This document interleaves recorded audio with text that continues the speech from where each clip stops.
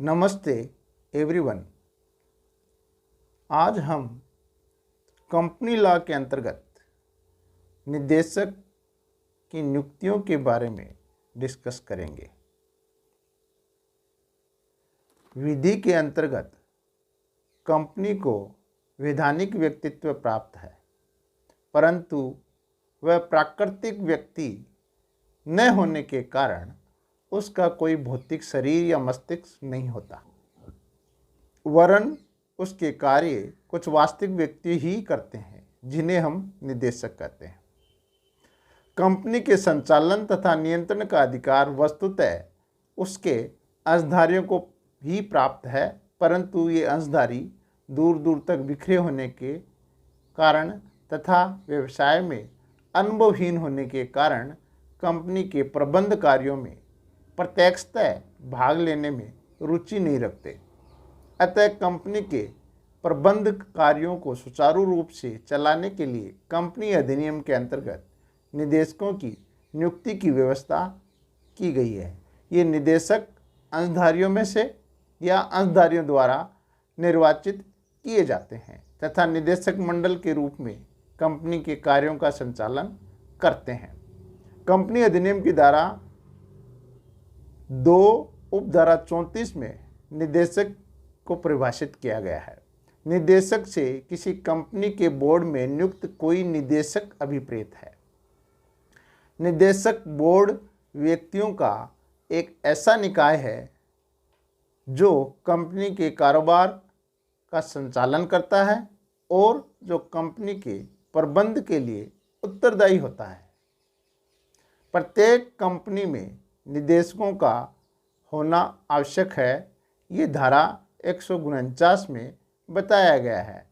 प्रत्येक कंपनी का एक निदेशक मंडल, जिसमें निदेशक के रूप में नियुक्तियां की संख्या, प्रत्येक पब्लिक कंपनी में कम से कम 3 निदेशक होने चाहिए तथा प्राइवेट कंपनी में कम से कम 2 निदेशक का होना आवश्यक है तथा एकल व्यक्तियों में कंपनी के अंतर्गत एकमात्र सदस्य ही उस कंपनी का एकल निदेशक होता है। किसी कंपनी में निदेशकों की संख्या अधिकतम 15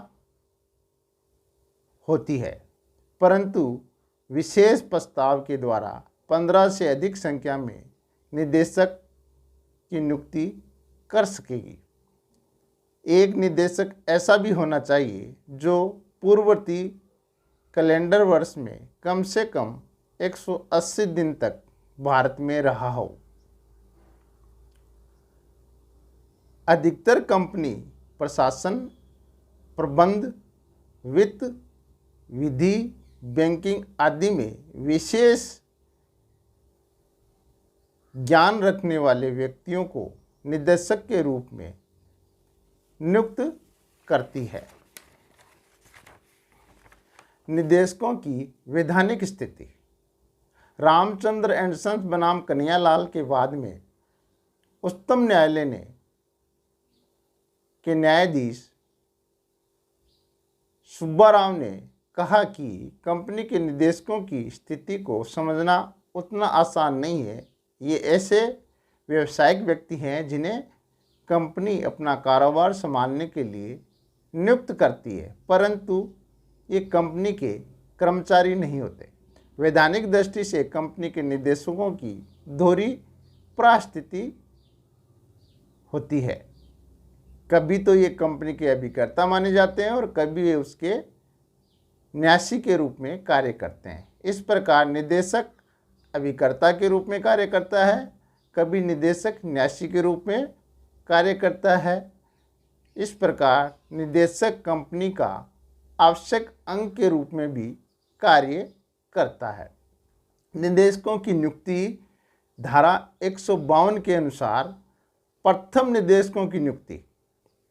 साधारणतः कंपनी के प्रथम निदेशकों की नियुक्ति प्रवर्तकों के द्वारा ही की जाती है तथा उनके नाम कंपनी के अंतर्नियमों में दिए जाते हैं, परंतु यदि अंतर्नियमों में उनके नामों का उल्लेख न किया गया हो तो जब तक कंपनी वार्षिक सामान्य सभा द्वारा निदेशकों की नियुक्ति नहीं हो जाती है तब तक सीमा नियम पर हस्ताक्षर करने वाले व्यक्ति ही कंपनी के प्रथम निदेशक माने जाएंगे। अर्थात ऐसे निदेशक केवल कंपनी की प्रथम साधारण सभा की बैठक तक ही अपने पद पर रह सकेंगे।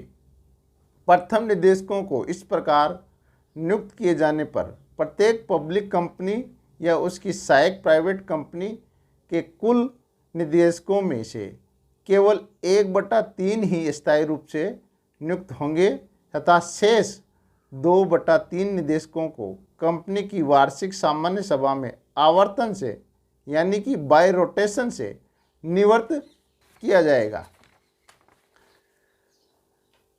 दूसरा है कंपनी की वार्षिक साधारण सभा द्वारा निदेशकों की नियुक्ति, जिसका उपबंध कंपनी अधिनियम की धारा 152 में किया गया है।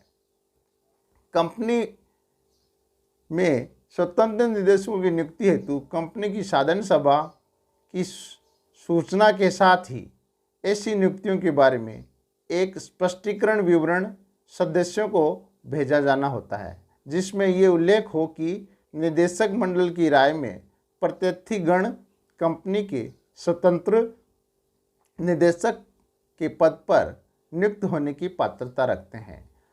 अधिनियम की धारा 152 उपधारा 6 के अनुसार कंपनी अपने अंतर नियमों में ये प्रावधान रख सकती है कि उसके सभी निदेशक प्रत्येक साधारण सभा में सेवानिवृत्त होंगे, परंतु जहां कंपनी ने अपने अंतर नियमों में ऐसा प्रावधान न रखा हो तो प्रत्येक पब्लिक कंपनी के कम से कम 2/3 निदेशक ऐसे होंगे जो आवर्तन के द्वारा सेवानिवृत्त किए जाएंगे।